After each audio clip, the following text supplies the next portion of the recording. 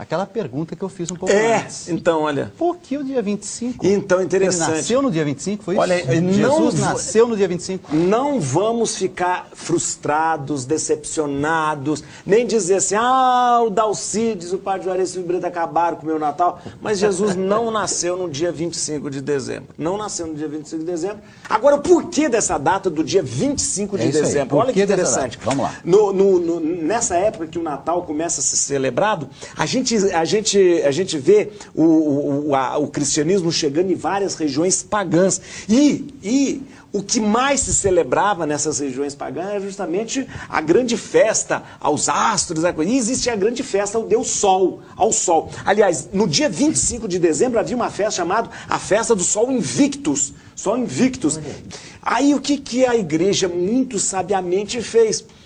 Todas as pessoas falando, olha, nós celebramos o sol, Deus Sol, Deus Sol. Aí a igreja chega e fala assim, o verdadeiro sol da nossa vida é Jesus. Lindo. E aí, bem-vindos, galera interessante, para mais um vídeo aqui do canal. E hoje vamos falar a verdadeira história do Natal. Será que vocês sabem quem é esta figura aqui? Uma carinha colocada na nota, nas moedas. Será que eles colocaram sem motivo algum uma cara dessa que vem há muito tempo? Você vai saber quem é esta pessoa, você vai saber como começou o Natal, por que colocamos presentes debaixo das árvores, vai saber também por que muita gente faz esse diz que é o sinal da cruz, na verdade é um T, né? Você vai saber também por que muita gente comemora a Quaresma, e tudo isso vai estar aqui nesse vídeo aqui. A verdadeira história do Natal. Todas as vezes que você olhar para o presépio, você sabe muito bem definir ali os personagens. Mas onde está você no presépio? Onde está você? A próxima vez que olhar para o presépio, veja você lá. Você é o burrinho do presépio. Você é o burrinho do presépio. Você é o burrinho do presépio. A verdadeira história do Natal vem de rituais a deuses pagãos. Era um dia consagrado à celebração do Sol Invicto. O Sol tem sido cultuado como um deus em diversos lugares. Em greco-romano como Apolo, Ra como deus egípcio, Utudos na Babilônia, Súria na Índia e também Baal e Mitra. Mitra era muito apreciado pelos romanos. Em seus rituais, apenas homens participavam. Era uma religião de iniciação secreta semelhante aos que existe na maçonaria. Aureliano, imperador da Roma, estabeleceu no ano de 273 d.C. o dia do nascimento do Sol em 25 de dezembro, Natalis Solis Invicti, que significava o nascimento do Sol invencível. Todo o império passou a comemorar neste dia o nascimento de Mitra Menino, deus indo-persa da luz. Era também nesta noite o início do solstício do inverno, segundo o calendário juliano, que seguia a Saturnália, de 17 a 24 de dezembro, festa em homenagem a Saturno. Era, portanto, solenizado o dia mais curto do ano no hemisfério norte e o nascimento de um novo sol. Estas festividades pagãs estavam muito arraigadas nos costumes populares desde os tempos imemoráveis para serem suprimidas com a chegada do cristianismo, que foi incluso como religião oficial por decreto de Constantino em 317 a 337 d.C., então imperador de Roma. Constantino, como antigo adorador do sol, sua influência foi configurada quando ele fez do dia 25 de dezembro uma festa cristã junto com a Igreja Católica Romana, que viu a oportunidade de levantar sua bandeira. Ele, de comum acordo com a Igreja, transformou as celebrações de homenagens a Mitra, Baal, Apolo e outros deuses nas festas do nascimento de Jesus Cristo, uma forma de sincretismo religioso. Assim, rituais, crenças, costumes e mitos pagãos passam a ser patrimônio da nova fé, convertendo-se deuses e ídolos locais em santos, virgens em anjos e transformando ancestrais santuários em igreja de culto cristão. Deve-se levar em consideração que o universo romano foi educado com os costumes pagãos, portanto não poderia ocorrer nada diferente. No Antigo Egito sempre existiu a crença de que o filho de Ísis, rainha dos céus, nasceu precisamente no dia 25 de dezembro. Ísis, algumas vezes, é mãe, outras vezes é virgem, que é fecundada de maneira sobrenatural e engravida do Filho de Deus. Comparando isso a Maria, mãe de Jesus, não é coincidência. Mas onde tudo começou? Essa história é antiga e macabra. Já deixo bem claro que foi bem pesquisada e os fatos são de pesquisadores, arqueólogos, manuscritos eruditos, Bíblia, entre outros. Tudo começou quando Noé embriagou-se de vinho e Cã viu a nudez de seu pai e, numa afronta àquela época, foi caçoar falando para seus irmãos e irmãs que seu pai estava bêbado e nu. Sem Jafé, seus irmãos foram de costa com o pano e cobriram seu pai, que no outro dia, ao descobrir, amaldiçoou Cã. Do filho de Noé, Cã, nasceu Cuxi.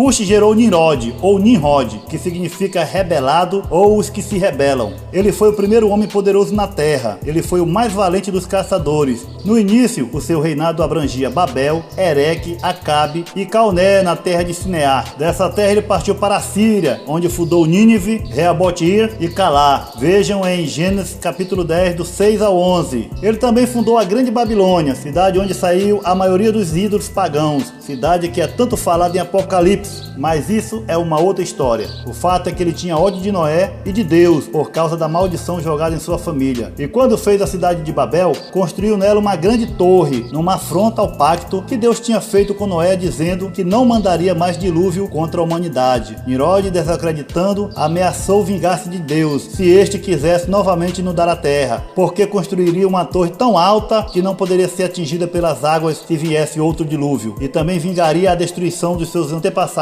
Pesquisadores contam em suas descobertas em livros e papiros antigos sobre a velha história, onde se tem um relato mais profundo sobre o assunto, que Nimrod subia pela manhã na torre e do alto era adorado pelo povo como o rei dos céus e também como Deus Sol, ou seja, o mesmo que Ra ou Horus, que é tanto cultuado na maçonaria e outras seitas.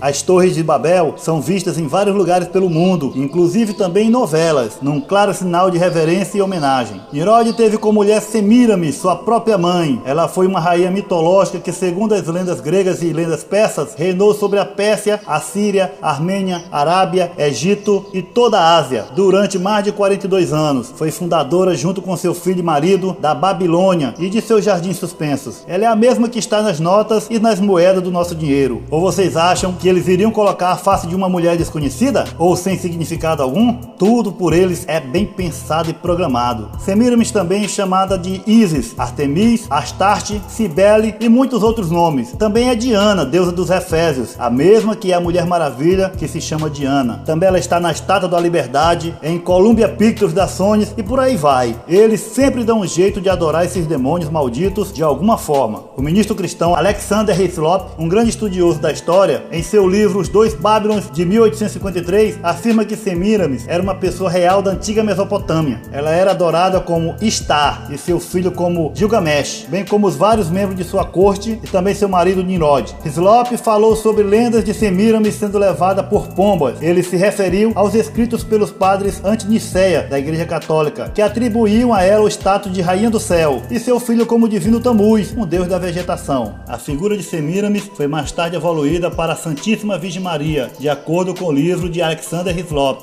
Semíramis, agora que se casou com Deus Sol, começou a se auto-intitular Deusa Lua. Quando vê que Nimrod não tem limite na sua desobediência, Sem, filho de Noé e tio-avô de Nimrod, mata-o, com esperança de acabar com tudo aquilo. Seu órgão sexual deve ter sido decapitado e queimado, pois não foi encontrado por sua mãe, que conseguiu reaver o resto do corpo de Nimrod. E hoje em dia vemos uma homenagem ao pênis de Nimrod em vários lugares no mundo, só que agora é chamado de obelisco. Aqui na Praça de São Pedro, a gente vê esse obelisco, ele é do Antigo Egito e diz que o Papa Sisto V colocou uma parte da cruz original de Cristo lá em cima do obelisco. Vejam só quanta loucura eles fazem pelo mundo. Esse obelisco está espalhado pela terra e é uma representação do órgão sexual de Nimrod. Mas vamos para frente. Mas como Deus poderia morrer? O povo começou a questionar Semíramis. Para evitar confusões, ela disse que ele não morreu, apenas voltou para o seu lugar de origem. Afinal, se ele tivesse morrido mesmo, o sol não nasceria mais e nem continuaria brilhando. Pouco tempo depois, Semíramis descobre que está grávida. Mas isso não é possível, afinal seu filho marido está morto. Ela mente novamente, desta vez para encobrir seu adultério, dizendo que o espírito de Nimrod, o espírito de Deus, a engravidou. Semíramis chama seu filho de Tamuz e, para continuar o engano, ela diz que ele é o próprio Nimrod. Daí surge a primeira ideia de reencarnação no mundo, que hoje em dia é difundido tanto aí como Allan Kardec, Chico Xavier e muitos por aí. Um certo dia, quando estava no bosque, Tamuz morre acidentalmente por um porco do mato e seu corpo é encontrado em cima de um tronco de uma árvore. Mais uma vez o povo pergunta como é que um deus pode morrer, e Semíramis de novo diz que ele voltou para o seu lugar de origem. Daí começou a festa natalina e a quaresma, pois na árvore que morreu Tamuz, o povo vinha deixar presentes. Daí que surgiu a árvore de Natal, onde muitos colocam presente embaixo da árvore, fazendo um ritual sem saber mesmo o que estão fazendo. E por ter sido morto por um porco, Semiramis proibiu o povo de comer carne por 40 dias em homenagem a seu filho e para que ele seja sempre lembrado nesta data. Daí que veio a quaresma de hoje em dia. Hoje também o povo faz o sinal da cruz quando passa por igrejas, cemitérios e etc. Este sinal da cruz é o T de Tamuz, que era feito na época. Em nome do Pai, e do Filho, e do Espírito Santo. Amém. Esse é o rito, essa é a letra do rito. E marca com um tal, ou seja, com o sinal da cruz, um T. Questo è tanto importante, insegnare ai bambini a farsi bene il segno della croce. Eles também foram adorados em forma de fogo como chamas de tocha pelo povo pagão. Hoje são representados nas velas, que muitos acendem, seja por pessoas mortas ou em procissões. Depois disso, Deus destruiu a Torre de Babel e confundiu a linguagem do povo, que já não se entendiam mais. E aqueles que se compreendiam faziam grupos e dividiram-se por todos os lugares. Da Babilônia eles vão para a Pérsia. Agora Nimrod, Semiramis e Tamuz são uma trindade na Pérsia, que era representada na mesma forma que a egípcia. Depois cai a Pérsia e começa a surgir um novo império através de Alexandre. Com isso a Grécia começa a crescer e a trindade se disfarça novamente. Nimrod se torna Zeus, Semiramis Afrodite e Tamuz agora é Eros. Mais uma vez cai a Grécia e eles migram para o Egito. Surge então Osíris, que é Nimrod, Ísis, Semiramis e Horus, que é Tamuz. Depois surge o Império Romano e eles mais uma vez se disfarçam de Saturno, que é Nimrod, Vênus, Semiramis e Cupido, Tamuz. Para não alongar muito o vídeo, mais para frente eles tornaram-se a trindade profana: Nimrod pai, Semiramis mãe e Tamuz